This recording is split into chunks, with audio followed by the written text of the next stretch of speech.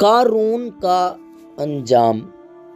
قارون حضرت موسیٰ علیہ السلام کے چچا یسبر کا بیٹا تھا۔ بہت ہی شکیل اور خوبصورت آدمی تھا، اسی لیے لوگ ان کے حسن و جمال سے متاثر ہو کر ان کو منور کہا کرتے تھے۔ اس کے ساتھ ساتھ اس میں یہ کمال بھی تھا کہ وہ بنی اسرائیل میں تورات کا بہت بڑا عالم اور بہت ہی ملنسار اور با اخلاق انسان تھا، اور لوگ اس کا بہت ہی ادب و احترام کرتے تھے۔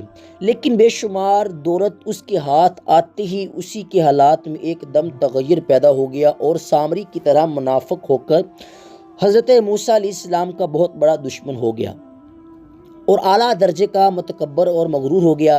جب زکوٰۃ کا حکم نازل ہوا تو اس نے حضرت موسیٰ علیہ السلام کے روبرو یہ عہد کیا کہ وہ اپنے تمام مالوں میں سے 1000واں حصہ زکوٰۃ نکالے گا، مگر جب اس نے مالوں کا حساب لگایا تو ایک بہت بڑی رقم زکوٰۃ کی نکلی۔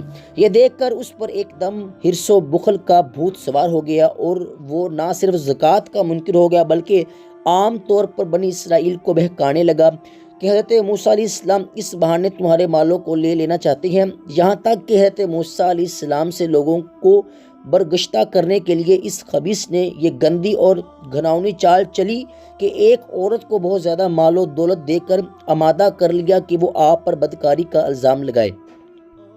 چنانچہ عین اس وقت جب کہ حضرت موسیٰ علیہ السلام باز فرما رہے تھے، قارون نے آپ کو ٹوکا کہ فلانی عورت سے آپ نے بدکاری کی ہے۔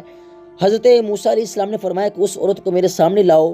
چنانچہ وہ عورت بلائی گئی تو حضرت موسیٰ علیہ السلام نے فرمایا کہ اے عورت، اس اللہ کی قسم جس نے بنی اسرائیل کے لیے پہاڑ کو پھاڑ دیا اور عافیت و سلامتی کے ساتھ دریا کے پار کرا کر فرعون سے نجات دی، سچ سچ کہہ دے کہ واقعہ کیا ہے۔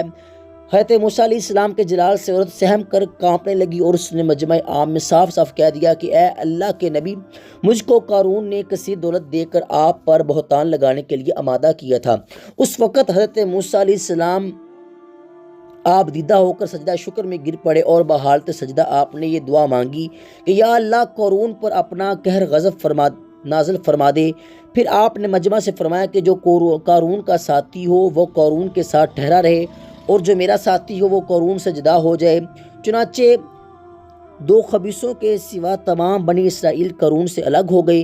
پھر حضرت موسیٰ علیہ السلام نے زمین کو حکم دیا کہ اے زمین، تو اس کو پکڑ لے، تو قارون ایک دم گھٹنوں تک زمین میں دھنس گیا۔ پھر آپ نے دوبارہ زمین سے یہی فرمایا تو وہ کمر تک زمین میں دھنس گیا۔ یہ دیکھ کر قارون رونے اور بلبلانے لگا اور قرابت و رشتہ داری کا واسطہ دینے لگا، مگر آپ نے کوئی التفات نہ فرمایا، یہاں تک کہ وہ بالکل زمین میں دھنس گیا۔ وہ منحوس آدمی جو قارون کے ساتھی ہوئے تھے لوگوں سے کہنے لگے کہ حضرت موسیٰ علیہ السلام قارون کو اس لیے دھنسا رہے ہیں کہ قارون کے مکان اور اس کے خزانوں پر خود قبضہ کر لیں۔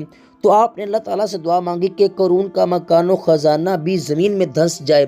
چنانچہ قارون کا مکان جو سونے کا تھا اور اس کا سارا خزانہ سبھی زمین میں دھنس گئے۔